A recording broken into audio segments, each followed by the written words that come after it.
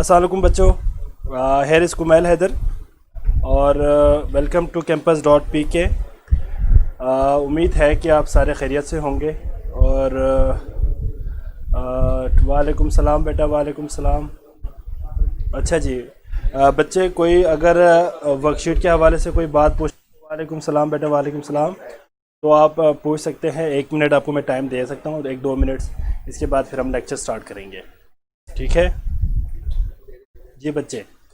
तो मैंने कल वर्कशीट अपलोड किया था, आप सबको मिल गए बेटा वर्कशीट? हाँ जी, वर्कशीट के हवाले से मैंने सिर्फ और सिर्फ कल कंसंट्रेशन यूनिट्स के हवाले से मैंने अपलोड किया था। टोटली कंसंट्रेशन यूनिट्स के ऊपर ही मैंने अपलोड किया है। जितने भी एमसीक्यूज़ है वो ज़रा सॉल्व करें। ज़रा एमसीक्यूज़ ट्रिकी है, वालेकुम सलाम, ज़रा ट्रिकी है, उनको ज़रा आपने कॉमन सेंस यूज़ करते हुए करना है बेटा। देखते ही कभी भी केमिस्ट्री के एमसीक्यू सोल्व नहीं होते। और याद रखिएगा, इतने सिंपल एमसीक्यूज़ भी हम नहीं दे सकते जो आपका इंटर टेस्ट के हवाले से इम्पोर्टेंट ना हो। बेटा आप खुद देखें ना कि जो इंटर टेस्ट होता है और जो आपका बोर्ड का पेपर है उसमें आसमान ज़मीन का फ़र्क है, ठीक है बेटा। जो इंटर टेस्ट के क्वेश्चंस होते हैं ये ज़रा टेक्निकल और ट्रिकी होते हैं। आप देख रहे होंगे वर्कशीट के अंदर जो मैं एमसीक्यूज़ अपलोड कर रहा हूँ वो एमसीक्यू ज़रा ट्रिकी है, टेक्निकल है। ज़रा पहले कोशिश करें कि ख़ुद से सॉल्व करें, लेक्चर को अच्छी तरह सुन ले, ठीक है बेटा। और आपने जो है पहले कोशिश करना है कि ख़ुद से करें। अगर आपसे ना हो तो वो एक आध क्वेश्चन जो है वो मुझे आपने करना है, मुझे आपने बताना है कि सर ये कैसे होगा, ठीक है बेटा। हम इसके ऊपर आ जाएंगे बेटा, इन तमाम टॉपिक्स के ऊपर हम जाएंगे। अभी जब चैप्टर नंबर 9 हमने स्टार्ट करना है। अभी ये जो आप बात कर रहे हैं ना मोलैरिटी के हवाले से, तो ये हम डिस्कस करेंगे जब हमारा चैप्टर शुरू होगा सोल्यूशन का। जो कल हमने टॉपिक डिस्कस किया था यहाँ पे कंसंट्रेशन यूनिट्स के हवाले से, वो बेसिकली ये था कि ये आपका चैप्टर 1 में उन्होंने ये दो तीन टॉपिक्स को ऐड किया हुआ था। आगे जाके हमने पार्ट पर मिलियंस भी पढ़ना है, पार्ट पर मिलियंस भी पढ़ना है, आइडियल सॉल्यूशंस पढ़ना है। उसके अंदर ये सारी बातें आ जाएंगी। यहाँ पे हमें इसको दोबारा डिस्कस करने की ज़रूरत नहीं है, ठीक है बेटा। जब हम वहाँ पहुँचेंगे, उस चैप्टर पे पहुँचेंगे तो हम इसको डिटेल पढ़ेंगे। मोलैरिटी ऑफ वाटर कैसे फाइंड करते हैं, वो किस यूनिट में हम लेंगे, उसको सारे जो है उसमें हम डिस्कस करेंगे। डोंट वरी अबाउट दिस, ठीक है बेटा। क्योंकि हमने ये चैप्टर शुरू ही नहीं किया, अभी स्टार्ट नहीं किया, तो फिर जो है डिस्कशन इसी के ऊपर जाएंगे, फिर ज़रा टाइम इस पर फिर वेस्ट हो जाएगा, ठीक है बच्चे। तो वर्कशीट सबको मिल गए बेटा? वर्कशीट जो मैंने कल अपलोड किया था, वर्कशीट मेनली जो है मैं अबाउट 10 से 11 बजे तक मैं अपलोड करता हूँ रोज़ाना। और मैं जो FB पेज है वहाँ पे भी मैं मेंशन कर देता हूँ कि मैंने वर्कशीट अपलोड कर दिया है। आप लोग, मेरा नहीं ख्याल कि मेजॉरिटी स्टूडेंट्स इसको सॉल्व कर रहे हैं।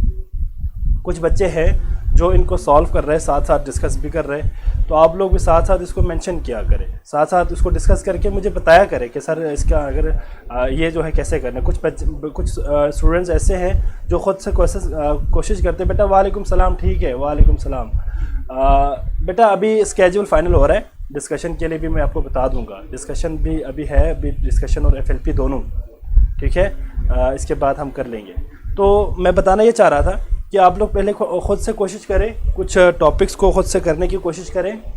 जो MCQs है जितना मैक्सिमम हो खुद ट्राई करें कि आप ख़ुद से करें। अगर आपसे ना हो तो फिर इसके बाद आप डिस्कस कर सकते हैं मैसेंजर पे, तो मैं आपसे डिस्कस करूँगा, क्लियर करूँगा। एक बच्चे ने कल मुझे बता रहे थे कि सर आपने जो लिमिटिंग रिएक्टेंट के लिए जो कैलकुलेशंस के बोर्ड पे किया था कल, उसमें जो मैथ्स आया था उसमें मैंने साथ लिखा हुआ था हाइड्रोजन परऑक्साइड। बेटा मैं रिप्लाई करता हूँ, बेटा मैं रिप्लाई करता हूँ। मैं रिप्लाई मोस्टली रात को ही तकरीबन 9-10 बजे के बाद ही मैं रिप्लाई करता होता हूँ। रिप्लाई ऐसी बात नहीं है, मैं रिप्लाई करता हूँ। बेटा मुत्तहर, आपको भी मैंने कितनी रिप्लाई दिया, आप ज़रा देखें अपने चैट बॉक्स देखें ज़रा। मुत्तहर मुझे याद है मैंने आपको बहुत ज़्यादा जो है रिप्लाई दिया हुआ है, मुझे याद है। आप झूठ बोल रहे, देखें यहाँ पर, ये तो गलत बयानी है बेटा। हाँ, आप रिप्लाई नहीं करते सर। हाँ, मैं रिप्लाई करता हूँ बेटा, आपको तो मैंने रिप्लाई किया भाई, मुझे याद है, मेरे पास चैट बॉक्स भी है, सारे मेरे पास हिस्ट्री होता है बेटा। अच्छा जी, तो मैं ये बताना चाह रहा था, तो जो मैथ्स हमारे पास आया था ना वो यील्ड इन ग्राम है बेटा सल्फर डाइऑक्साइड का। वो मेरा ऑब्वियसली बात वही थी, मैंने उनको वहाँ पे मेंशन एक्सप्लेन भी कर दिया था। मैं सबको रिप्लाई करता हूँ, जो बच्चे क्वेश्चंस करते हैं मैं सबको रिप्लाई करता हूँ। सबको मैं रिप्लाई करता हूँ बेटा, ऐसी बात नहीं है बेटा, आप सारे मेरे लिए इक्वल है, सारे मेरे बच्चे हैं, सारे मेरे लिए इक्वल है, ऐसी बात नहीं है मैं किसी को रिप्लाई करूँ किसी को रिप्लाई ना करूँ, ऐसी बात नहीं है। हाँ अलबत्ता आपके क्वेश्चन अगर मीनिंगलेस हो तो मैं रिप्लाई नहीं करता, जाहिर बात है बेटा, आप क्वेश्चन ज़रा क्लियर कर दे। तो बेटा मोमिना नहीं, ऐसी बात नहीं करते बेटा, मोमिना ऐसी बात नहीं करते, ठीक है।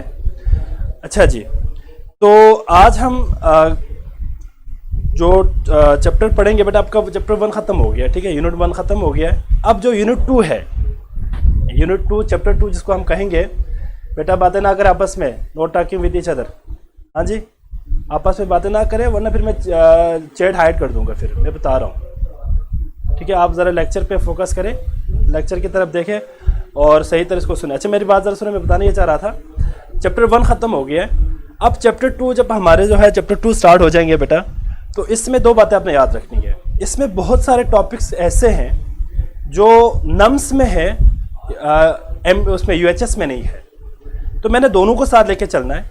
तो बच्चे ये ना कहें कि सर ये तो यूएचएस के सिलेबस में है नहीं, आप कहाँ से पढ़ा रहे हैं, तो ऐसी बात नहीं है बेटा, वो टॉपिक्स है जो नम्स में है, यूएचएस में नहीं है, और कुछ टॉपिक ऐसे हैं जो नम्स में नहीं है, यूएचएस में है, तो वो मैं आपको साथ साथ बता दूंगा कि ये नम्स के हवाले से इंपॉर्टेंट है और ये यूएचएस के हवाले से इंपॉर्टेंट है। तो आप लोगों ने जो है यहाँ पे ये कन्फ्यूजन अपने अंदर नहीं लाना कि सर हमें एक्स्ट्रा पढ़ा रहे हैं या एक्स्ट्रा वैसे करवा रहे हैं, ऐसी बात नहीं है। नम्स और यूएचएस को दोनों हमने साथ साथ लेके चलना है, इसलिए कुछ टॉपिक्स ऐसे हैं जो नम्स में है, यूएचएस में नहीं है। इस चैप्टर से आपका चैप्टर नंबर 2 है बेटा, स्टेट्स ऑफ मैटर। अच्छा जी, एमडीकेट प्लस नम्स, देखिए ना आपका जो सेशन है वो टाइटल ही यही है, एमडीकेट नम्स। तो आपको मैंने नम्स की भी साथ साथ प्रिपरेशन करवानी बेटा, और साथ साथ एमडीकेट की भी। तो एमडीकेट और नम्स को जब हम साथ साथ लेके चलेंगे तो जाहिर बात है बहुत सारे टॉपिक्स कॉमन होंगे, वो तो ख़त्म हो जाएगा। कुछ टॉपिक ऐसे हैं जो यूएचएस में नहीं है और कुछ टॉपिक ऐसे हैं जो नम्स में नहीं है।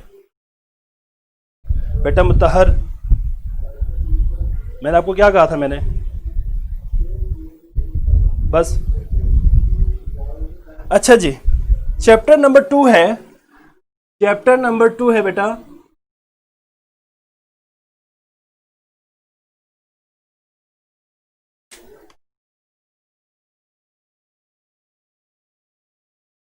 अच्छा बेटा मैं एक बात बताना मैं भूल गया था, वो ये था, उसी के ऊपर जाएंगे बेटा, चैप्टर नंबर 2 का ही पार्ट है, मैं उसी पे जा रहा हूँ, स्केल ऑफ थर्मोमीटर पे। एक बात याद रखिएगा बेटा, जब आप मैसेज करें ना तो जो रिस्पेक्ट है ना टीचर का वो मेंटेन रखा करें। मैं नाम लेना नहीं चाह रहा, एक स्टूडेंट थी कल, उनके जो वर्डिंग थे वो मुझे पसंद नहीं आया।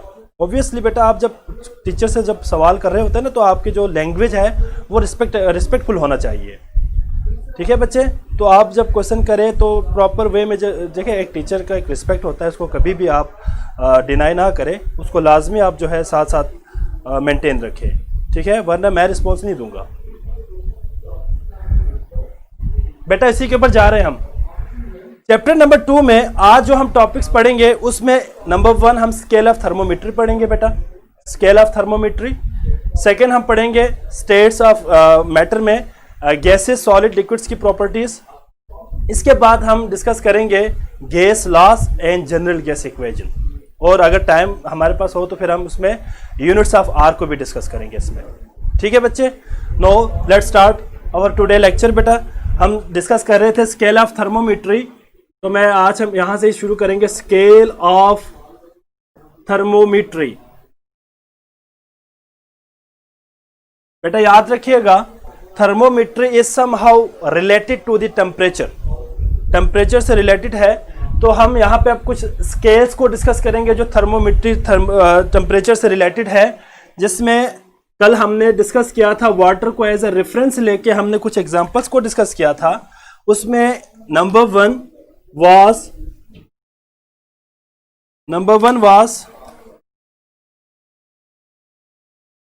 क्या था बच्चे? Number 1 that is degree Celsius.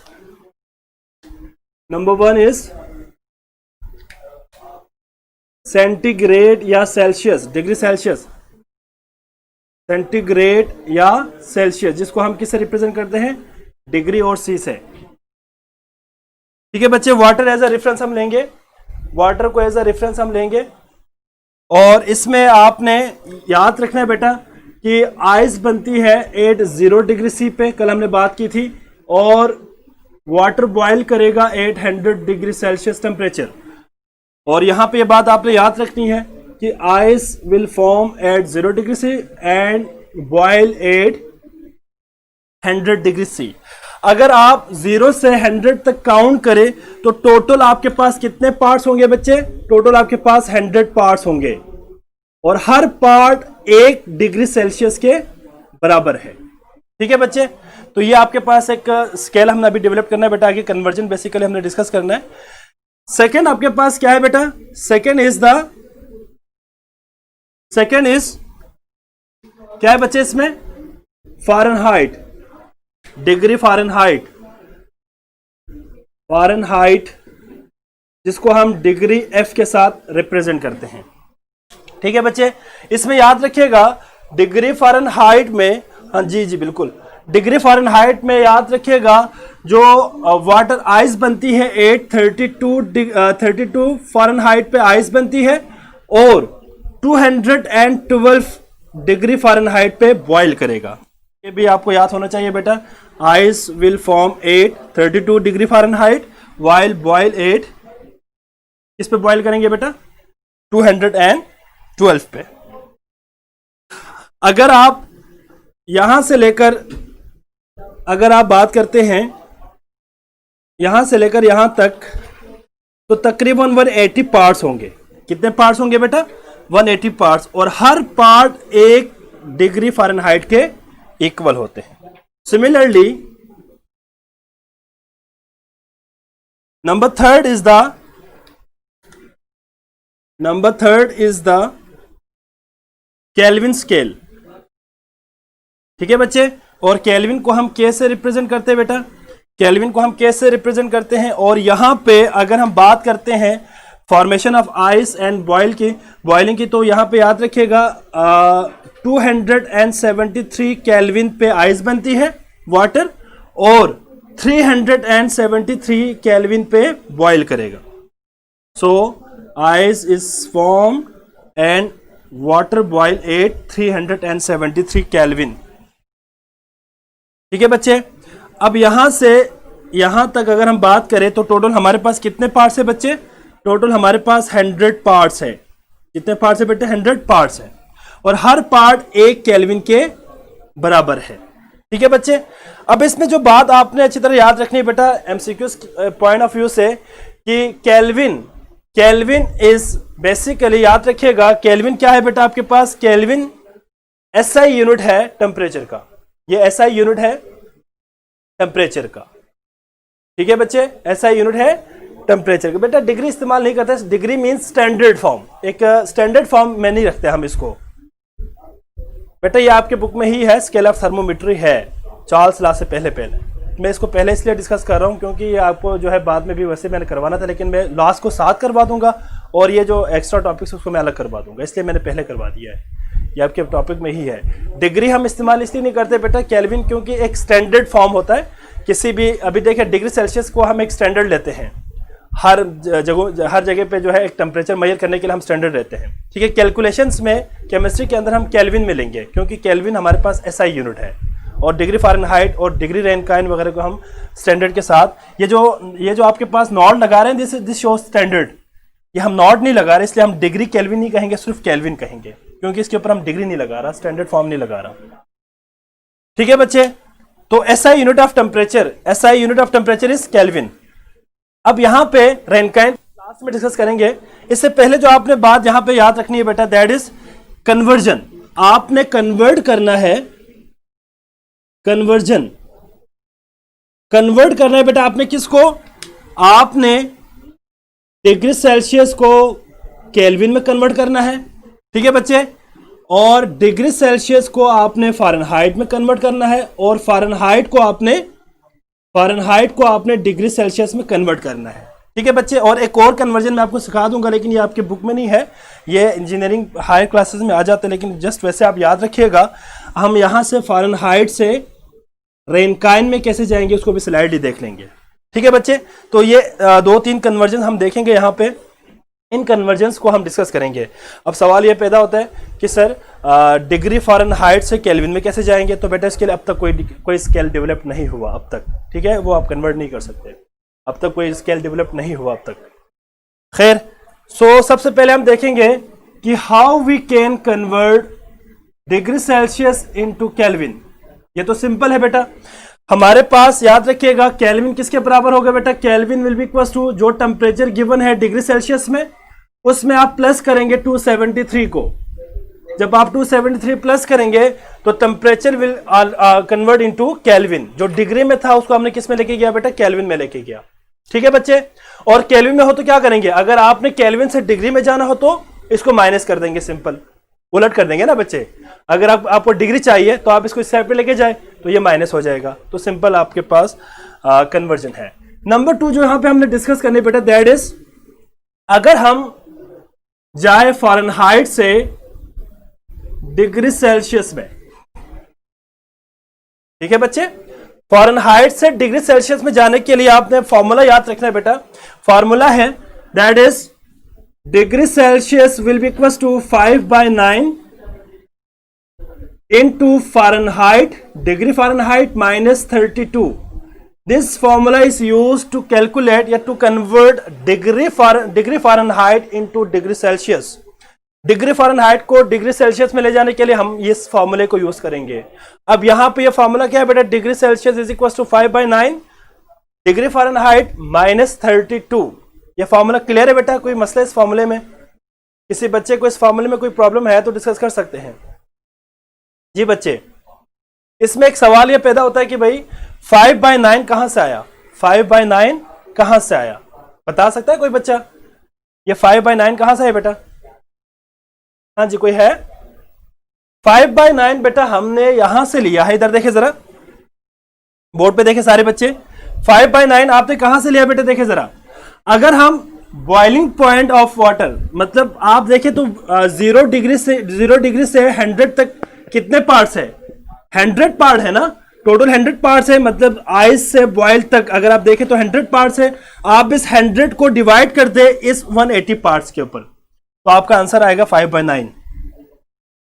आपका आंसर क्या आएगा बच्चे, 5/9। 100 डिवाइडेड बाई 180 कर दे तो वो आपका आंसर आएगा बच्चे 5/9।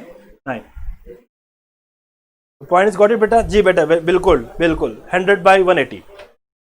ठीक हो गया बच्चे। तो ये पॉइंट आपने याद रखनी है कि अगर हम डिग्री सेल्सियस से फ़ारेनहाइट में जाना हो तो ये इस्तेमाल करेंगे, और अगर हम डिग्री सेल्सियस से फ़ारेनहाइट में जाना हो तो जस्ट आप इसी फॉर्मूले को रीअरेंज कर दे। इसी फॉर्मूले को आप क्या करेंगे बेटा, रीअरेंज करेंगे। फ़ारेनहाइट को यहां पे रखो, ये साइड पे चला जाएगा और ये प्लस हो जाएगा, 9 न्यूमरेटर में चला जाएगा, 5 डिनोमिनेटर में आएगा, मतलब इस फॉर्मूले को आपने उलट कर देना है। So degree Fahrenheit will be equal to क्या होगा बच्चे, 9/5 into degree Celsius plus 32। This formula is use to convert degree Celsius into Fahrenheit.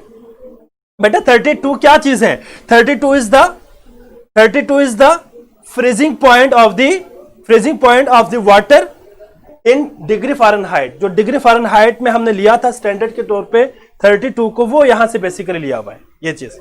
बाकी 5/9 तो हमने इन दोनों से लिया है, यहां 180 और 100 पार्ट से लिया है। ठीक है बच्चे, आई थिंक सो कि आपको ये क्लियर है। तो ये फॉर्मूला आपने याद रखना बेटा, अगर कोई एमसीक्यूज पॉइंट ऑफ व्यू से कोई क्वेश्चन आ जाए तो आप इन फॉर्मूलास को यूटिलाइज करेंगे और अपने क्वेश्चंस को सॉल्व करेंगे। अब जरा मेरे पास जरा गौर से सुनना है बेटा, अब मैं जो पॉइंट बताने लगा हूं ये बहुत इंपॉर्टेंट है एमसीक्यूज के पॉइंट ऑफ व्यू से। ठीक है बच्चे, एक अभी ये चलिए इस यूनिट को भी हम देख लेते हैं। डिग्री रेनकाइन, ये वर्ड आपने पहली दफा सुना होगा बेटा, आई थिंक सो। डिग्री रेनकाइन क्या चीज है बेटा, यहां पे देखिए डिग्री रेनकाइन को हम और नॉट से शो करते हैं। ठीक है बच्चे, अगर हम बात करते हैं डिग्री रेनकाइन की और हम चाहते हैं कि डिग्री रेनकाइन और फ़ारेनहाइट को हम आपस में कन्वर्ट करेंगे, तो बेटा याद रखिएगा अगर आपने रेनकाइन में जाना हो फ़ारेनहाइट से तो आप क्या करेंगे बेटा, सॉरी फ़ारेनहाइट से आपने कहां जाना हो, रेनकाइन में, ये यहाँ पे सिर्फ इस लेवल पे जो बात हमने करनी है वही मैं बात करने लगा हूँ। डिग्री फ़ारेनहाइट से रैनकाइन में कैसे जाएंगे बेटा? जो डिग्री फ़ारेनहाइट में आपके पास वैल्यू होगी उस वैल्यू में 460 प्लस कर देंगे। 460 प्लस करेंगे तो आपके पास डिग्री रैनकाइन आ जाएगा। अब ये 460 क्या है, ये एक लंबी डिस्कशन है। जिस तरह वाटर को हमने रेफरेंस लिया इसके अंदर भी हम उसको डिटेल में डिस्कस कर सकते हैं, लेकिन यहाँ पे आपके पास इस स्कोप में नहीं है। तो जस्ट आपने जो चीज़ याद रखनी है बेटा वो याद रखनी है कि डिग्री फ़ारेनहाइट में 460 को आप प्लस करेंगे तो डिग्री रैनकाइन आ जाता है। अब एंट्री टेस्ट के हवाले से एक इंपॉर्टेंट एमसीक्यूज है, इसे स्केल ऑफ थर्मोमीटर से अक्सर आया हुआ है पेपर में, आप देख ले 16, 17, 18 पेपर में देखिए आपको मिल जाएंगे। वो कौन सा टेम्परेचर होगा जिस पे डिग्री फ़ारेनहाइट और डिग्री सेल्सियस आपस में बराबर हो जाते हैं? Eight which temperature the degree Fahrenheit and degree Celsius become equal? कौन बताएगा? हाँ जी बच्चे बताओ जरा, कौन बताएगा? है कोई बच्चा? कोई बच्चा है जो मुझे बता सके बेटा कि eight which temperature degree Celsius become equal two degree Fahrenheit?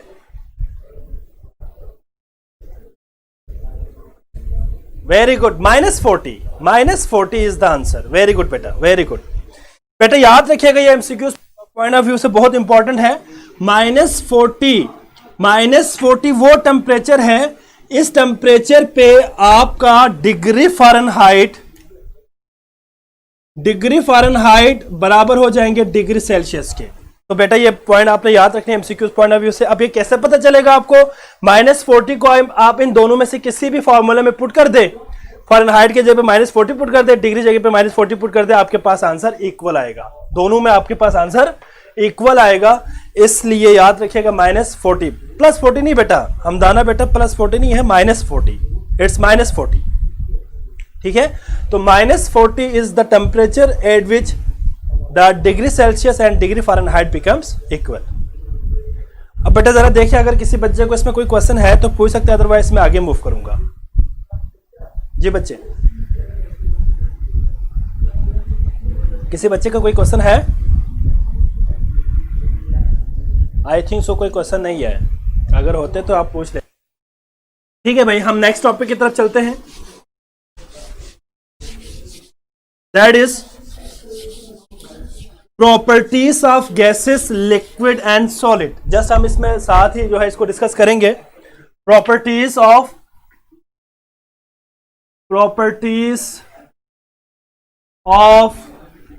Gas, liquid and solid, इन तीनों की प्रॉपर्टीज हम स्लाइडली देखेंगे in the form of table. Just comparison से बेटा बहुत सारे प्रॉपर्टीज है, मैं वो प्रॉपर्टीज यहां पे डिस्कस करूंगा जो इंपॉर्टेंट है पेपर पॉइंट ऑफ व्यू से। बेटा इसकी जो है ना वो मुझे एग्जैक्ट याद नहीं है डिग्री रैनकाइन के अंदर जो है आइस के हवाले से, क्योंकि इसकी जो है ना वो स्केल ही डिफरेंट है। ये इंजीनियरिंग पर्पस में ज़्यादा इस्तेमाल होता है। ये मेरी नॉलेज में थी कि आप इंजीनियरिंग पर्पस में इसको कैसे इस्तेमाल करेंगे। इसकी मज़ीद फर्दर जो है डिस्क्रिप्शन जो है वो आप जब हायर क्लासेस में जाएंगे तो वहाँ पढ़ेंगे। आइस कब बनेगी इसमें ज़रा वेरी करती है वैल्यू, फर्स्ट ईयर और सेकेंड ईयर। बट ये फर्स्ट ईयर की क्लास हो रही है, फर्स्ट ईयर केमिस्ट्री जो है वो पढ़ा रहा हूं मैं आपको, ऑब्वियसली बेटा फर्स्ट ईयर। अच्छा जी बेटा देखिए, ये सारी बातें मैं आपको बता तो रहा हूं ना कि टेम्परेचर के और भी बहुत सारे यूनिट्स हैं और भी बहुत सारे स्केल्स हैं, लेकिन वो आपके स्कोप से बाहर है शराज बेटा। ठीक है ना, आपके स्कोप से बाहर है। जाहिर बात है आपका लेवल एफएससी है तो आपको वही पढ़ाना है जो आपके लेवल का हो। और सिर्फ रैनकाइन को मैंने डिस्कस इसलिए किया ताकि आपके नॉलेज में एक और पॉइंट भी आ जाए। भाई टेम्परेचर को सिर्फ हम डिग्री और फ़ारेनहाइट में नहीं रखते, बल्कि हम इसको डिफरेंट यूनिट्स में इस्तेमाल करते हैं। जिस तरह केल्विन की बात आपने की है, तो आप इसी तरह एक रैनकाइन का मैंने आपको एक ब्रीफ सा मैंने बता दिया कि रैनकाइन भी इस्तेमाल करते हैं। मजीद डिटेल में हमने रैनकाइन को डिस्कस नहीं करना यहाँ पे, और ना ही ज़रूरत है। रैनकाइन को केल्विन में कैसे लेके जाना, ये सारी चीज़ें यहाँ पे इंपॉर्टेंट नहीं है, बताने की कोई ज़रूरत नहीं है। ये आपके स्कोप से बाहर है, आपके लेवल से बाहर चले जाएंगे फिर जाहिर बात है फिर सारे पकड़ के बैठ जाएंगे आप लोग। जो पॉइंट, जो चीज़ें आपके एफएससी लेवल की है वही आप लोग, इसी में आप लोग कंफ्यूज हो के जो है सारे बच्चे मैसेज पे मैसेज कर रहे होते हैं कि सर हमें समझ नहीं आया, दोबारा पढ़ाए। हालांकि 2 साल पढ़ने के बावजूद भी आप लोग कह रहे होते हैं कि सर दोबारा से पढ़ाए सर, इसको सॉल्व करके मुझे जो है ना सेंड कर दे, ऐसी बात सारे आप लोग कर रहे होते हैं। तो वही चीज़ें आप फोकस करें जो आपका इस लेवल पे हो। और इसी लेवल, देखिए मैं आपको एमसीक्यू जो मैं देता हूँ उसको थोड़ा सा मैं ट्रिकी बना के देता हूँ, थोड़ा सा मैं मॉडिफाई कर लेता हूँ, बात वही है। अब देखिए मेरा नाम कुमेल है, कुमेल मेरा नाम है, अगर मैं इसमें मॉडिफाई मैंने क्या किया, मैंने वर्डिंग चेंज कर दिया हुआ है, वैल्यूज मैंने चेंज करके मैं एमसीक्यूज दे रहा होता हूँ। हाँ जी, वो भी आसान है, आप कन्वर्ट कर सकते हैं फ़ारेनहाइट को डिग्री में और डिग्री को फिर केल्विन में भी कर सकते। बेटा डजंट मैटर, इसमें तो कोई पूछने वाले सवाल ही नहीं है बेटा तैयबा। अगर आप फ़ारेनहाइट से डिग्री सेल्सियस में चले जाए तो वो फॉर्मूला अप्लाई कर दे, जो आंसर आएगा उसको आप +273 कर दे तो आपके पास केल्विन में आ जाएगा। ठीक है बच्चे, जरा आप देखिए बोर्ड पे जरा, properties of gas, liquid and solid. बेटा एक बात याद रखिएगा, अगर आप किसी भी सब्सटेंस को हीट अप करें, अगर आप हीटिंग करें किसी भी सब्सटेंस को, तो याद रखिएगा अपॉन हीटिंग, कोई भी सब्सटेंस हो, ख्वाह वो सॉलिड हो, लिक्विड हो या गैस हो, कुछ भी हो, याद रखिएगा जब आप इसको हीट करेंगे तो उस सब्सटेंस की जो इंटरमॉलिक्यूलर फोर्सेस है, आईएमएफ, ये आईएमएफ वो कर्जा वाला नहीं है, ये आईएमएफ मुराद मतलब क्या है बेटा, इंटरमॉलिक्यूलर फोर्सेस। इंटरमॉलिक्यूलर फोर्सेस क्या हो जाएंगे बेटा, जब हीटिंग करेंगे आप किसी भी सब्सटेंस को तो इंटरमॉलिक्यूलर फोर्सेस डिक्रीज हो जाएंगे। इस एरो का मतलब क्या है बेटा, डिक्रीज। मतलब आप जब किसी भी सब्सटेंस को हीट अप करेंगे तो as a result the intermolecular forces will become reduce, decrease, intermolecular forces decrease हो जाएंगे। सिमिलरली अगर आप किसी सॉलिड को हीट अप करें तो ये लिक्विड में कन्वर्ट हो जाते बेटा, और अगर आप लिक्विड को हीट करें तो ये वेपर्स में जाएंगे, वेपर्स में जाएंगे। और यहां पे एक इंपॉर्टेंट पॉइंट मैं जो बताना चाह रहा हूं उसको जरा अच्छी तरह याद रखना बेटा, अगर मैं सॉलिड को हीट करूं लिक्विड में जाएंगे बेटा, और लिक्विड अगर मैं हीट करूं तो वेपर्स में जाएंगे। और अगर आप वेपर्स को इतना हीट करें, याद रखिएगा इतना हीट करें कि जो उस वेपर का जो आपने हीट इतना करना है कि जो टेम्परेचर आप उसको दे रहे हैं वो टेम्परेचर क्रिटिकल टेम्परेचर से, टीसी, क्रिटिकल टेम्परेचर से मच मोर ग्रेटर हो। क्या हो बेटा, क्रिटिकल टेम्परेचर से क्या हो, मच मोर ग्रेटर हो। अगर टेम्परेचर जो आप दे रहे हैं तो क्या होगा बेटा, ये वेपर जो है वो कन्वर्ट हो जाएगा किसमें, गैस में। इस पॉइंट को दोबारा सुनो बेटा, इस पॉइंट को गैस को मजीद हीट करे तो फिर प्लाज्मा में जाएगा। ठीक है, प्लाज्मा अभी यहां पे डिस्कस नहीं करनी हमने। अब जरा मुझे यहां पे ये बताया बेटा, आपने सॉलिड को हीट किया, लिक्विड में कन्वर्ट हो गया, लिक्विड को आपने हीट कर दिया, वेपर्स में चला गया। अब वेपर्स को आपने इतना टेम्परेचर देना है कि वो टेम्परेचर इस वेपर का जो क्रिटिकल टेम्परेचर है उससे ज्यादा हो तो गैस में कन्वर्ट हो जाएगा। ठीक है बच्चे, तो ये पॉइंट आपने याद रखनी है बेटा। और यहां पे अगर आप गैस को मजीद हाई टेम्परेचर पे हीट करें तो वो प्लाज्मा में ऑब्वियसली कन्वर्ट हो जाएंगे। अब कुछ प्रॉपर्टीज हम यहां पे डिस्कस करेंगे बेटा, properties gas, liquid and solid. ठीक है बच्चे, अब जरा यहां पे देखिए प्रॉपर्टीज। बेटा वेपर्स और गैस में बहुत डिफरेंस है। वेपर्स बेसिकली आपके पास है तो वो भी वाटर ड्रॉपलेट्स ही है, वाटर ड्रॉपलेट्स ही है बेटा उसमें। गैसेस में मॉलिक्यूल्स के दरमियान डिस्टेंस ज्यादा से ज्यादा डिस्टेंस होगा बेटा, लेकिन वेपर्स के अंदर डिस्टेंस इतने ज्यादा मॉलिक्यूल्स के दरमियान नहीं होगी। याद रखिएगा डिस्टेंस कम होता है वेपर्स के अंदर, जबकि गैस के अंदर डिस्टेंस ज्यादा होगा, मॉलिक्यूल्स के दरमियान डिस्टेंस ज्यादा होगा। इसीलिए हम गैस और वेपर्स को जरा डिफरेंट रखते हैं। ठीक है, बेशक आपके पास वेपर जो है वो गैसियस फॉर्म है, लेकिन आप उसको एग्जैक्ट गैस नहीं कह सकते। यस वेरी गुड बेटा, हम ना gas is the moist free, मतलब गैस के अंदर कोई मॉइस्चर नहीं होता। Very good, this is the point. ठीक है, और इसके अलावा जो आपके पास गैस है उसके अंदर डिस्टेंस भी ज्यादा होते हैं मॉलिक्यूल्स के दरमियान, वेपर्स के अंदर मॉलिक्यूल के दरमियान डिस्टेंस भी कम होते हैं। ठीक है बच्चे, हाँ जी। अब यहां पे देखिए कुछ प्रॉपर्टीज हम डिस्कस करेंगे बेटा। अगर हम बात करते हैं शेप की, शेप्स की बात करते हैं, इसके बाद हम वॉल्यूम इसकी बात करेंगे बेटा, इसके बाद हम बात करेंगे इंटरमॉलिक्यूलर फोर्सेस की बात करेंगे इसमें जो इंपॉर्टेंट है। इसके बाद काइनेटिक एनर्जी की हम बात करेंगे। इसके बाद एक और पॉइंट को भी हम डिस्कस करेंगे, डिफ्यूजन को। इसके अलावा भी बहुत सारी है बेटा, डेंसिटी है आपके पास, वो सारी बातें हैं, लेकिन वो सारी यहाँ पे करने की जरूरत नहीं है। अगर आप शेप की बात करें तो याद रखिएगा, the shape of the gas is not fixed, इनकी कोई फिक्स शेप नहीं होती। ये सारे पॉइंट आपको क्लियर होना चाहिए। और अगर लिक्विड की बात करें तो ऑब्वियसली इसके अंदर भी नॉट फिक्स्ड, जबकि सॉलिड के अंदर अगर हम बात करें तो शेप क्या है बेटा, फिक्स्ड शेप होती है इनकी।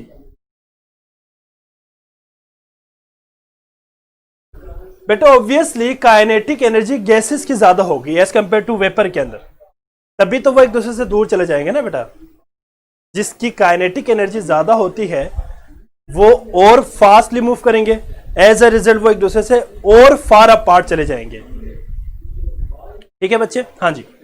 अब आप जरा देखें, shape of the gas is not fixed, liquid is also not fixed, while solid is fixed. Volume की बात करें तो गैस है obviously not fixed volume, liquid हमारे पास फिक्स्ड वॉल्यूम है बेटा, और इसका भी क्या है बेटा, फिक्स्ड वॉल्यूम होगा। Intermolecular forces, intermolecular forces gases के अंदर वीक है। ठीक है बेटा, वेरी वीक एक तरह से आप कह सकते हैं।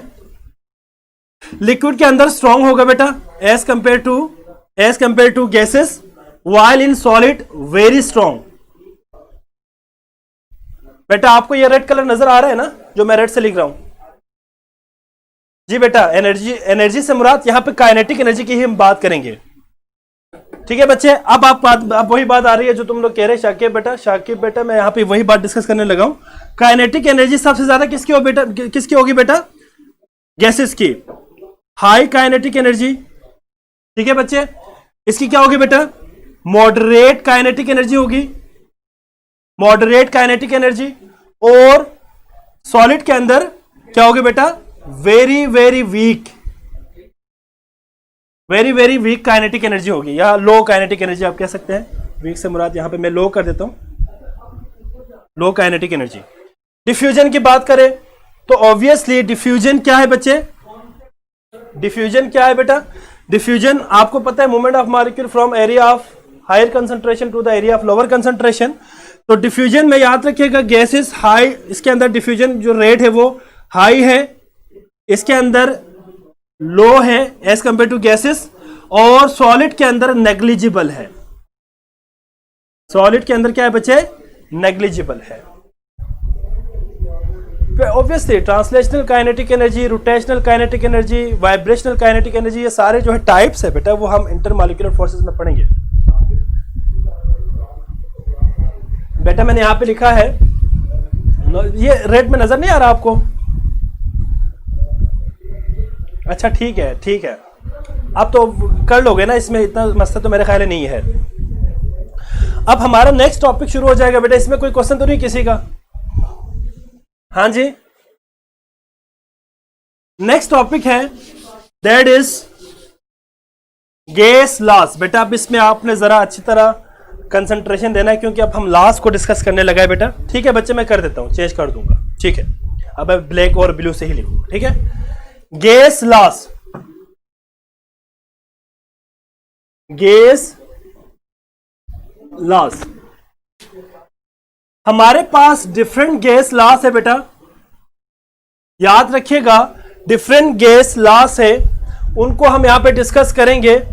ठीक है बच्चे, गैस लॉस में आप याद रखिएगा हम कुछ डिफरेंट वेरिएबल्स को चेंज करते हुए, कांस्टेंट रखते हुए, चेंज करते हुए हम क्या करेंगे बेटा, गैसेस के डिफरेंट लॉस बनाएंगे। ठीक है बच्चे, तो हमारे पास वो वेरिएबल्स क्या क्या है बेटा, वेरिएबल्स है volume, pressure, temperature and number of moles.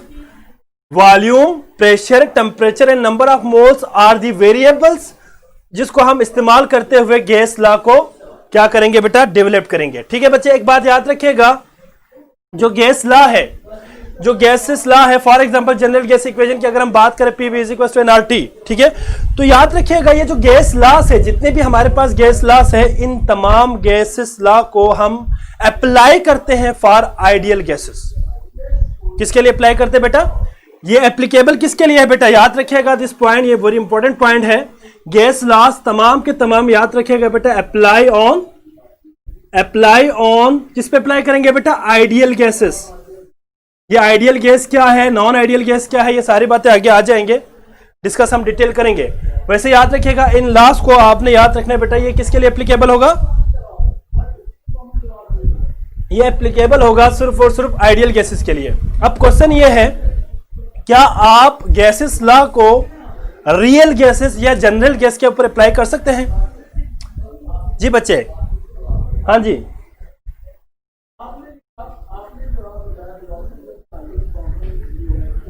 जी बच्चे बताएं जरा मुझे, क्या आप गैस लॉ को रियल गैसेस के ऊपर अप्लाई कर सकते हैं? जल्दी से बताओ बेटा, आंसर बताओ जल्दी से। यस, अप्लाई कर सकते हैं, लेकिन किस तरह? याद रखिएगा बेटा कि हम गैस लॉ को अप्लाई कर सकते हैं ऑन जनरल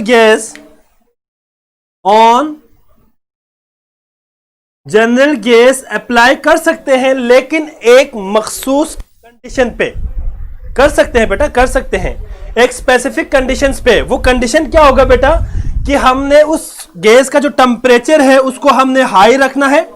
याद रखिएगा, अगर टेम्परेचर आप हाई कर दे, अगर आप टेम्परेचर को हाई कर दे और प्रेशर को लो कर दे, तो याद रखिएगा you can easily apply the general gas equation and gas laws on the real gases।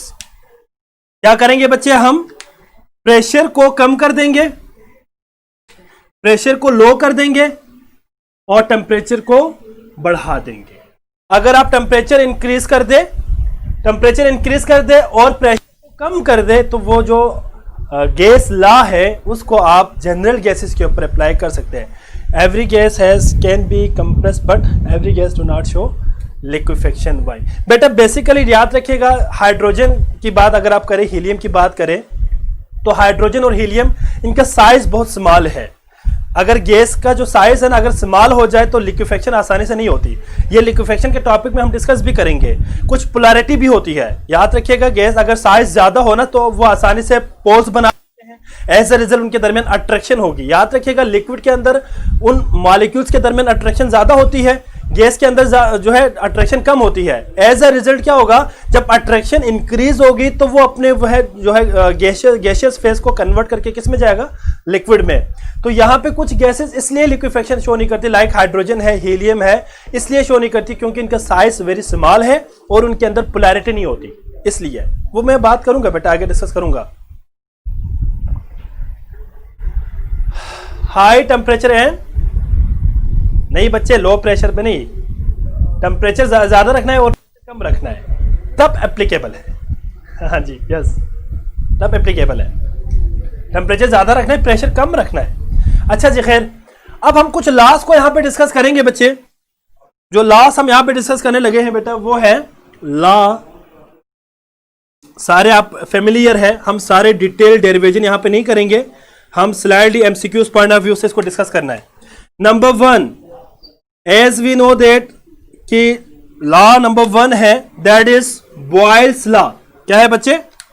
Boils law, Boyle's law. हाँ जी, बॉयल्स लॉ क्या है बेटा?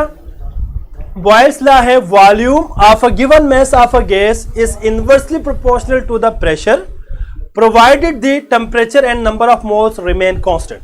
अगर आप नंबर ऑफ मोल्स को और प्रेशर को कांस्टेंट रखें तो जो वॉल्यूम होगा किसी भी गैस का वो इनवर्सली प्रोपोर्शनल होगा किसके बेटा? प्रेशर के। Mathematically we can written as, देखिए जरा बेटा क्या है, volume is inversely proportional to pressure provided the temperature and number of moles remain constant. तो इसको हम कहते हैं बॉयल्स लॉ। और हमें पता है बेटा, हमें पता है बेटा, जाहिर बात है वो गैस टू गैस वेरी करेगी ना, गैस टू गैस वेरी करेगी। हम यहाँ पे बात जो हम चीज कर रहे हैं ना, जितना आप टेम्परेचर ज्यादा करेंगे ना बेटा, तो मॉलिक्यूल्स की काइनेटिक एनर्जी बढ़ जाएगी। अभी हमने थोड़ी देर पहले बात की थी कि गैसेस के अंदर काइनेटिक एनर्जी ज्यादा होती है, तो जितना ज्यादा टेम्परेचर आप देंगे, ठीक है, वो गैसेस फॉर्म में चले जाएगा। और वो गैस आपके पास जब एक दूसरे से दूर दूर चले जाएंगे, फार अपार्ट चले जाएंगे, तो उसके अंदर प्रॉपर्टीज किसकी आएगी? गैस की आएगी। नहीं, ऐसे एमसीक्यूज नहीं आएगा। आपसे एमसीक्यूज पूछे भी तो इस तरह पूछेंगे कि under what condition the gases laws can be applicable on general gas या रियल गैस, तब आपने ये पॉइंट बताना है बेटा। टेम्परेचर ज्यादा करना पड़ेगा, प्रेशर कम करना पड़ेगा। ये एमसीक्यूज है। एमसीक्यूज आपसे इस तरह पूछेंगे, under what condition we can apply gas laws on real gases. तो यही बात जो मैंने आपको बता दिया है, टेम्परेचर को बढ़ा दो, प्रेशर को कम कर दो, तो ये आप आसानी से अप्लाई कर सकते हैं। ठीक है बच्चे, अब आप जरा यहां पे देखिए बॉयल्स लॉ को। अब हमें पता है कि अगर आप प्रोपोर्शनलिटी खत्म करें तो कांस्टेंट लाते हैं बेटा, V is equal to K P. ठीक है बच्चे, sorry, V is equal to K upon P, और P को आप इस साइड पे लेके जाए तो P V is equal to K. P V is equal to क्या है बच्चे? K. This is known as Boyle's law. इसको हम क्या कहेंगे बेटा? Boyle's law. The product of pressure and the volume of a given mass of a gas will be always equal to constant. अब यहां पे जो इंपॉर्टेंट एमसीक्यूज है वो जरा आपने याद रखनी है बेटा, कि ये जो के कांस्टेंट है, ये कांस्टेंट किस चीज के ऊपर डिपेंड करेगी? याद रखिएगा, द कांस्टेंट के डिपेंड्स अपॉन बेटा याद रखिएगा, दो चीजों के ऊपर डिपेंड करेंगे, एक टेम्परेचर के ऊपर और एक नंबर ऑफ मोल्स के ऊपर। टेम्परेचर और नंबर ऑफ मोल्स अगर आप चेंज कर दे तो यहां पे के की वैल्यू चेंज हो जाएगी, otherwise PV is equal to always constant. ठीक है बच्चे, तो PV is equal to constant जो के है ये किस पे डिपेंड करेंगे बेटा? ये depend upon temperature and number of moles. Number of moles, ठीक है बच्चे। अगर आप टेम्परेचर और नंबर ऑफ मोल्स को चेंज कर देंगे तो के की वैल्यू भी चेंज हो जाएगी, अनलेस जब तक आप टेम्परेचर और नंबर ऑफ मोल्स को सेम रखेंगे, कांस्टेंट रखेंगे, तो आपके पास के भी क्या रहेंगे? कांस्टेंट रहेंगे। इसके बाद इसमें एमसीक्यूज के पॉइंट ऑफ व्यू से एक और पॉइंट भी है बेटा, दैट इज यूनिट क्या है? What is the unit of K? What is the unit of K in this equation? जी बेटा, प्रेशर को हम एटीएम में रखेंगे तो याद रखिएगा atm decimetre cube is the unit of K. The point is got it बच्चे, इसमें किसी बच्चे को कोई प्रॉब्लम तो नहीं है।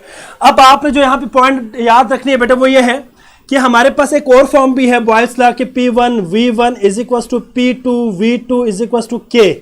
इस फॉर्म को भी आपने याद रखनी है बेटा। आपके पास बहुत सारे ऐसे न्यूमेरिकल्स आएंगे जिसमें आप इस इक्वेशन को यूज करेंगे, P1 V1 is equal to P2 V2। बेटा प्रोडक्ट ऑफ पीवी हमेशा कांस्टेंट रहेंगे, प्रोडक्ट ऑफ पीवी हमेशा कांस्टेंट रहेंगे। अगर आप टेम्परेचर और नंबर ऑफ मोल चेंज कर देंगे तो ये कांस्टेंट नहीं रहेगा, ये कांस्टेंट नहीं रहेगा। इसलिए तो मैंने यहां पे कहा है ना कि बेटा कि जो के है वो किस पे डिपेंड करेंगे? टेम्परेचर और नंबर ऑफ मोल्स के ऊपर। अगर आप टेम्परेचर चेंज कर दे, नंबर ऑफ मोल्स चेंज कर दे, तो ऑब्वियसली के भी चेंज हो जाएगी। इसीलिए तो Boyle's law only applicable under the constant temperature and number of moles. Temperature और नंबर ऑफ मोल्स को हमने चेंज नहीं करना। The point is got it बेटा, ठीक है। अब यहां पे जो एमसीक्यूज के हवाले से इंपॉर्टेंट है, that is graphical explanation of Boyle's law. Graphical explanation of Boyle's law. अब हम जरा ग्राफिकल एक्सप्लेनेशन डिस्कस करेंगे बच्चे, जरा पॉइंट को अच्छी तरह से आपने अंडरस्टैंड करना है। इस पॉइंट को हम तीन डिफरेंट ग्राफ्स को डिस्कस करेंगे। ग्राफ हमारे पास तीन डिफरेंट ग्राफ होंगे बेटा, मैं तीनों को यहां पे पहले ड्रॉ कर लेता हूं, 1 2 एंड 3। हमारे पास तीन ग्राफ्स हैं, एक्स एक्सिस और वाई एक्सिस ऑब्वियसली हमारे पास है। एक ग्राफ हमारे पास प्रेशर का वॉल्यूम के साथ है, प्रेशर का वॉल्यूम के साथ है, वो हम डिस्कस करेंगे। एक आपके पास प्रेशर का वॉल्यूम इनवर्स के साथ है और एक प्रेशर का प्रोडक्ट ऑफ पीवी के साथ है। सर यूनिट रिपीट कीजिए। अच्छा बेटा यूनिट ये है, यहां देखिए जरा, प्रेशर को हम किस में रखते हैं? एटीएम में, और वॉल्यूम को किस में रखेंगे? डेसीमीटर क्यूब में। ठीक है बेटा, तो ATM decimetre cube is the unit of के। इस के का जो है, इस के की यूनिट है बेटा। अब आपने हाँ जी सैटरडे को, ठीक है बेटा। बेटा नेक्स्ट कमिंग सैटरडे आपका एफएलपी होगा बेटा। एफएलपी में आपके केमिस्ट्री, फिजिक्स, बायो, इंग्लिश जितने भी सब्जेक्ट्स हैं उन सबका कंबाइंड कलेक्टिव पेपर होना है, टेस्ट होना है। जितना हमने पढ़ा है ना बेटा सिलेबस वही शामिल होगा, ठीक है। एफएलपी में जिस तरह आपका यूएचएस का पैटर्न होगा जिसमें 60 नंबर की केमिस्ट्री आएगा, 60 नंबर आप 80 मार्क्स के जो है बायोलॉजी, 40 मार्क्स का फिजिक्स, इसी तरह 20 मार्क्स की इंग्लिश। तो इन तमाम की कलेक्टिव पेपर होना है आपका, ठीक है। इसको कहते हैं एफएलपी। और एफएलपी आपकी कमिंग सैटरडे को टेस्ट है बेटा।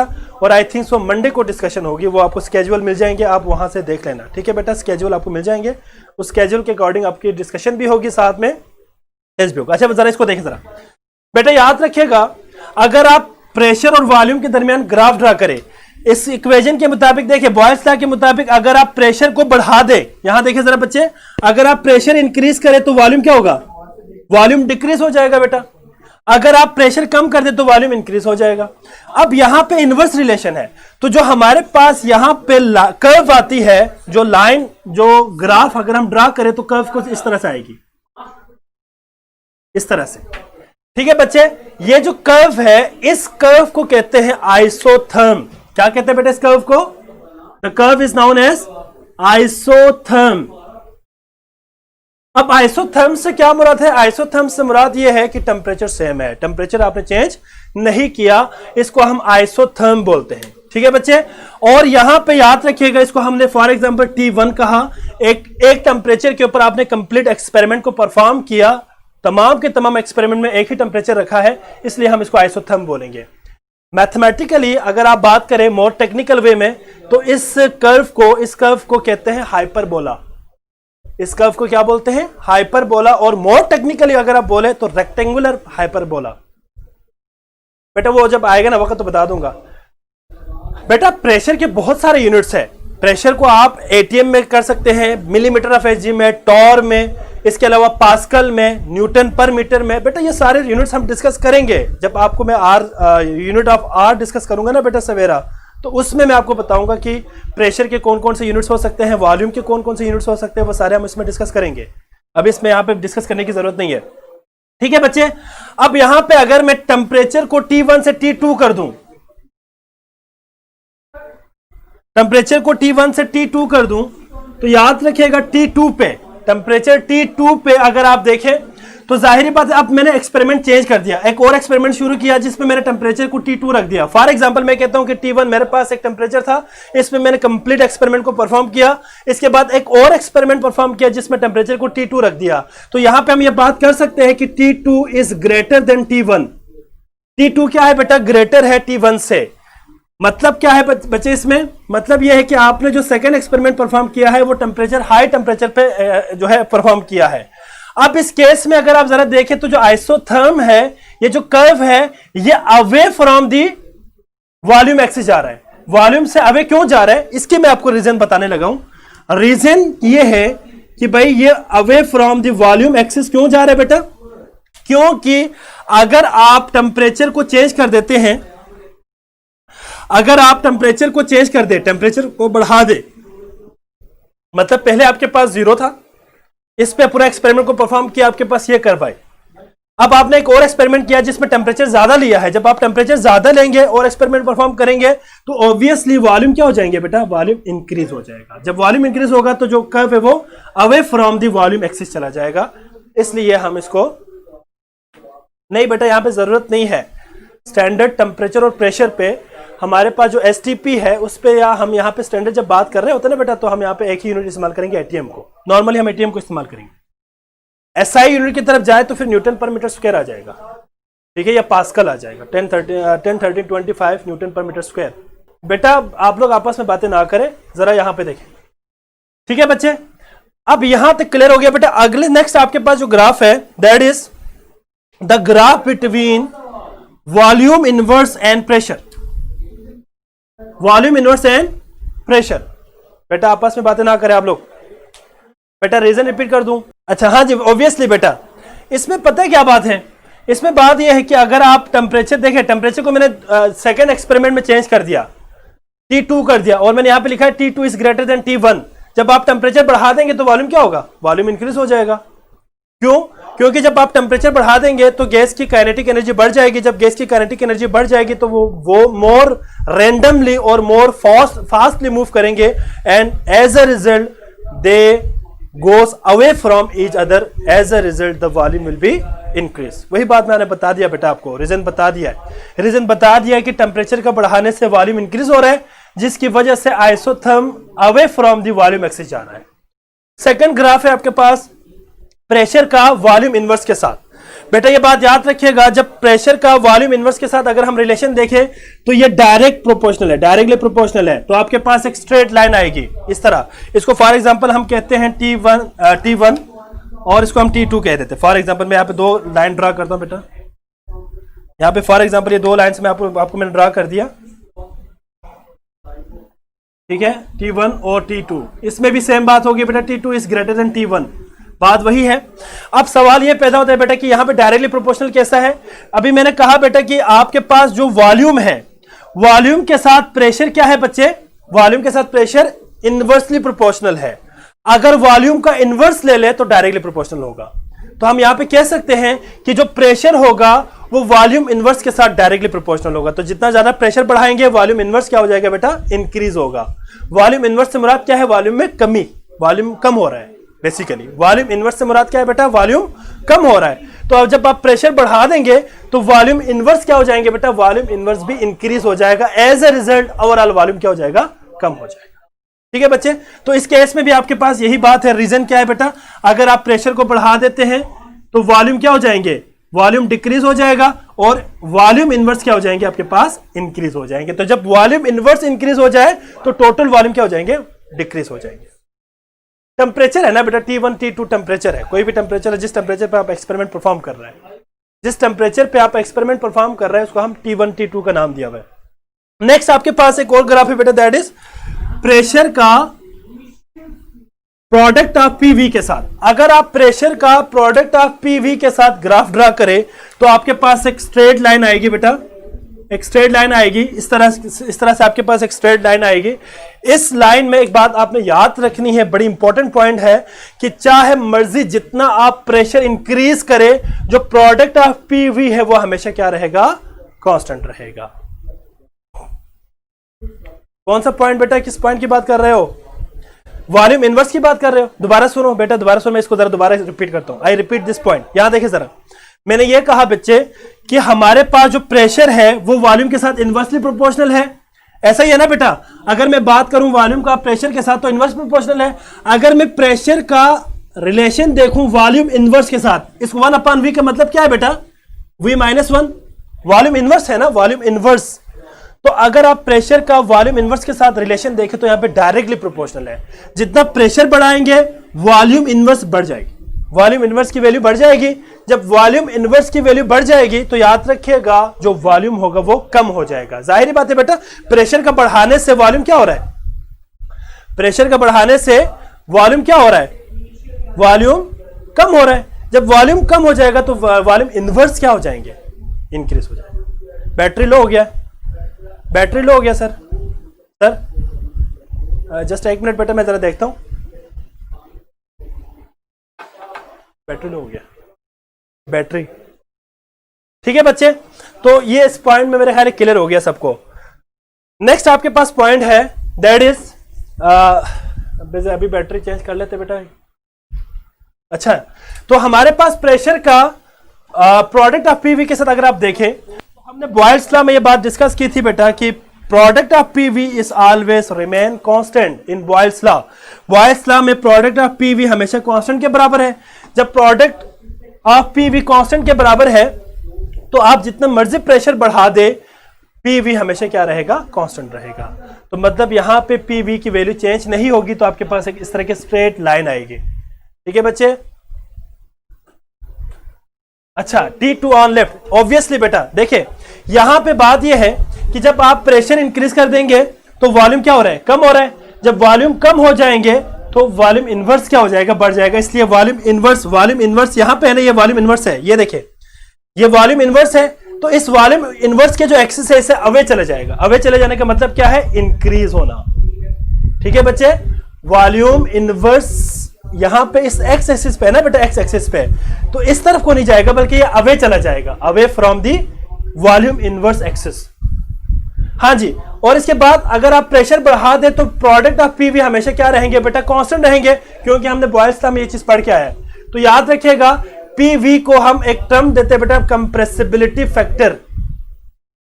कंप्रेसिबिलिटी फैक्टर याद रखिएगा, इस कंप्रेसिबिलिटी फैक्टर को हम आगे एक और टॉपिक में भी डिटेल में डिस्कस करेंगे, that is non ideal behaviour of gases. उसके अंदर हम इस ग्राफ को यूज करेंगे और non ideal behaviour of gases को एक्सप्लेन भी करेंगे। ठीक है बच्चे, आई थिंक सो कि आपको इसमें कोई प्रॉब्लम नहीं है। ठीक है, मैं आगे मूव करता हूं। नेक्स्ट आपके पास है चार्ल्स लॉ। नेक्स्ट आपके पास है बेटा चार्ल्स लॉ।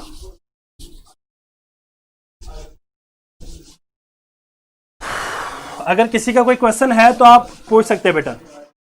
चार्ल्स लॉ, अब चार्ल्स लॉ को भी मैं जल्दी से कंप्लीट करूंगा बेटा, इसके बाद आपका टेस्ट होना है। चार्ल्स लॉ,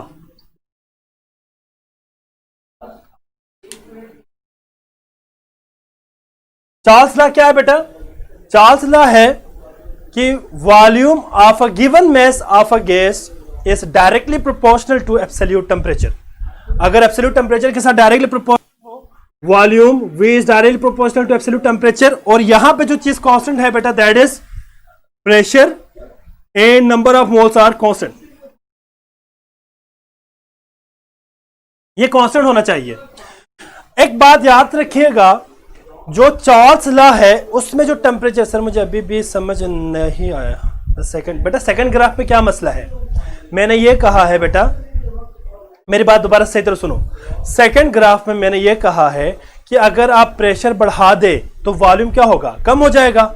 देखिए ना, अगर आपके पास वॉल्यूम और प्रेशर के दरमियान इनवर्स रिलेशन है, तो अगर आप प्रेशर बढ़ा देंगे वॉल्यूम कम हो जाएगा, लेकिन वॉल्यूम इनवर्स क्या हो जाएगा, डायरेक्टली प्रोपोर्शनल है तो वो इंक्रीज हो जाएगा। वॉल्यूम इनवर्स से मुराद क्या है? जो एक्चुअल आपके पास वॉल्यूम था उसका उलट, मतलब आपके पास जो वॉल्यूम इंक्रीज हो रहा था वहां पे डिक्रीज हो जाएगा। मतलब जब वॉल्यूम इनवर्स इंक्रीज हो जाएंगे तो एक्चुअल वॉल्यूम क्या हो जाएगा, डिक्रीज हो जाएगा। दैट्स T2 वाली लाइन एक्स एक्सिस की क्रॉस होनी चाहिए। नहीं बच्चे, मेरी बात सुनो ना, उसमें जो वॉल्यूम इनवर्स है, जब वॉल्यूम इनवर्स इंक्रीज हो जाएंगे तो आपके पास जाहिर बात है वो लाइन जो है वो अवे फ्रॉम द एक्सिस चला जाएगा। प्रेशर इंक्रीज, वॉल्यूम इंक्रीज, वही बात है बेटा, सारी बातें वही है, बेसिक पॉइंट्स है, इनको आप जरा याद रखिएगा। जी बच्चे, अब यहां पे एक बात मैं बताना चाह रहा था बेटा, याद रखिएगा ये जो टेम्परेचर है ना, टेम्परेचर चार्ल्स लॉ के अंदर याद रखिएगा always must be in kelvin. ये किस में होना चाहिए? केल्विन में होना चाहिए। इसमें होना चाहिए बच्चे, केल्विन में होना चाहिए। जी बच्चे, अब आपको पता है V is equal to K T और V upon T is equal to K. हमारे पास this is the mathematical form of Charles law. ठीक है बच्चे, और इसमें हम इसको एक और फॉर्म में भी लिख सकते हैं, V1 by T1 is equal to के। यहां पे भी जो पॉइंट याद रखने वाली पॉइंट ये है कि के किसके ऊपर डिपेंड करेंगे बेटा? के डिपेंड अपॉन, यस, के किस पे डिपेंड करेंगे बच्चे? K depend upon two factors, these are pressure and number of moles. Pressure और नंबर ऑफ मोल्स के ऊपर डिपेंड करेंगे। जब तक प्रेशर और नंबर ऑफ मोल्स कांस्टेंट है, के की वैल्यू कांस्टेंट रहेगी, अदरवाइज के की वैल्यू चेंज हो जाएगी। इसके बाद बात आती है यूनिट की। अगर हम यूनिट की बात करें, चार्ल्स लॉ में के की यूनिट ऑफ के बात करें तो वॉल्यूम डेसीमीटर क्यूब, टेम्परेचर को केल्विन में रखेंगे, तो हम यहां पे क्या लिखेंगे बेटा? डेसीमीटर क्यूब पर kelvin is the unit of के, यूनिट ऑफ के। ठीक है बेटा, वॉल्यूम इनवर्स ऑब्वियसली, हाँ जी ठीक है बेटा, आप लोग पता नहीं क्या डिस्कस कर रहे हैं। ठीक है बच्चे, तो यहां पे आपके पास चार्ल्स लॉ की जो है मैथमेटिकल फॉर्म को हमने एक दफा हमने एक्सप्लेन कर लिया। ग्राफिकल एक्सप्लेनेशन जो मैं बताना, ये बड़ी इंपॉर्टेंट है बेटा, ग्राफिकल एक्सप्लेनेशन मैंने हेडिंग दिया हुआ, ठीक है। जो ग्राफ हम ड्रा करेंगे वो किसके दरमियान करेंगे? टेम्परेचर और किसके दरमियान करेंगे बेटा? वॉल्यूम के दरमियान।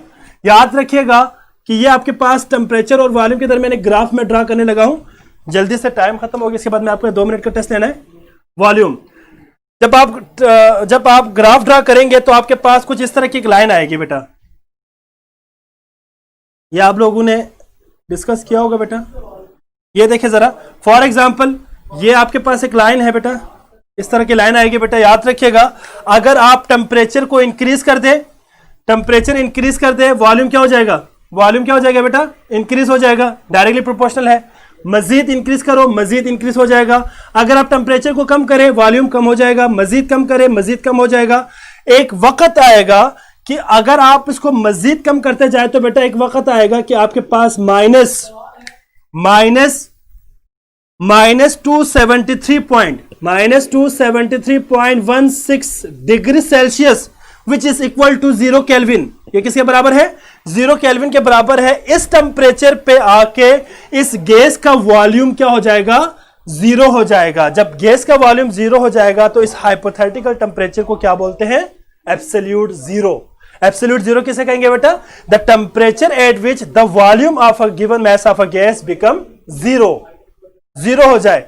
और याद रखिएगा ये जो टेम्परेचर है -273.16 डिग्री सेल्सियस या 0 केल्विन कभी भी अटेनेबल नहीं है, नॉट अटेनेबल फॉर गैसेस के लिए अटेनेबल नहीं है। क्यों बच्चे, अगर आप टेम्परेचर कम कर दे वॉल्यूम कम हो जाएगा। यहां देखिए जरा, वॉल्यूम कम हो जाएगा, मजीद कम कर दे मजीद कम हो जाएगा बेटा। और आपको याद होना चाहिए कि अगर आप टेम्परेचर कम कर दे, किसी गैस का टेम्परेचर कम कर दे, तो याद रखिएगा गैस का टेम्परेचर कम करने से वो किस में कन्वर्ट हो जाएगा, लिक्विड में कन्वर्ट हो जाएगा। मतलब गैस -273 तक पहुंचते पहुंचते गैस नहीं रहेगी बल्कि लिक्विड बन जाएगी बेटा। और इस केस में हम गैस की प्रॉपर्टी नहीं लगाएंगे बल्कि क्या लगाएंगे, लिक्विड की प्रॉपर्टीज अप्लाई करेंगे। दोबारा सुनो बच्चे, मैं ये कह रहा हूं कि -273.16 डिग्री सेल्सियस तक पहुंचते पहुंचते गैस नहीं रहेगी बल्कि गैस किस में कन्वर्ट हो जाएंगे बेटा, लिक्विड में। हम प्रॉपर्टीज ऑफ गैस पढ़ रहे हैं, ये लास्ट जो है वो गैस के लिए है, तो यहां पे गैस की प्रॉपर्टी एप्लीकेबल नहीं होगी। तो हम कह सकते हैं कि भाई this temperature is not attainable, ये अटेनेबल नहीं है गैस के लिए। ये टेम्परेचर कभी भी अटेन नहीं होगा गैस के लिए। बेटा याद रखिएगा, एमसीक्यूज के पॉइंट ऑफ व्यू से बहुत इंपॉर्टेंट एमसीक्यूज बताने लगा हूं, ये राज की बात है, ठीक है। हम अब तक गैस के लिए जो टेम्परेचर अटेन कर चुका है दैट इज, हम अब तक जो गैस के लिए टेम्परेचर अटेन कर चुका है दैट इज 10⁻⁵ केल्विन। अब तक 10⁻⁵ केल्विन टेम्परेचर अटेन कर चुका है, which is much more greater, ये बहुत ज्यादा ग्रेटर है as compare to 0 Kelvin. 0 Kelvin या -273.16 डिग्री सेल्सियस से ग्रेटर है। गॉट इट बेटा, the point is got it. और इसी में हम अब इसके बाद एक नेक्स्ट टॉपिक आ जाएगा, उसमें हम पढ़ेंगे quantitative definition of Charles law, जिसमें हम एक अलग से कंसेप्ट को डिस्कस करेंगे। वो हम कल डिस्कस करेंगे बेटा। आपका एक टेस्ट होगा, टेस्ट आपके स्क्रीन पे अभी शो हो जाएगा बेटा। आपने टेस्ट देना है, टेस्ट देने के बाद आपने लास्ट में लेक्चर का रिव्यू लाजमी देना है बेटा। मैं बार बार कह रहा हूँ, आप लोग रिव्यू लाजमी दे दें। बहुत कम बच्चे रिव्यू देते हैं तो हमें आइडिया नहीं होता कि बच्चा कितना अंडरस्टैंड कर रहा है। अगर आपको कोई प्रॉब्लम है तो आप मेंशन किया करें, हम उसको रिजॉल्व करेंगे, ठीक है बच्चे। तो आई होप सो कि आपको आज का लेक्चर क्लियर हो गया होगा, इसमें मेरा ख्याल है कोई कन्फ्यूजन नहीं होगा, ठीक है बेटा। अगर फिर भी कोई कन्फ्यूजन है तो आप मैसेंजर पे जो है मैसेज कर दें, I will response to you, ठीक है बच्चे। तो बेटा आपका टेस्ट शुरू होगा, अब आप अपना टेस्ट ज़रा करें, टेस्ट शुरू करें।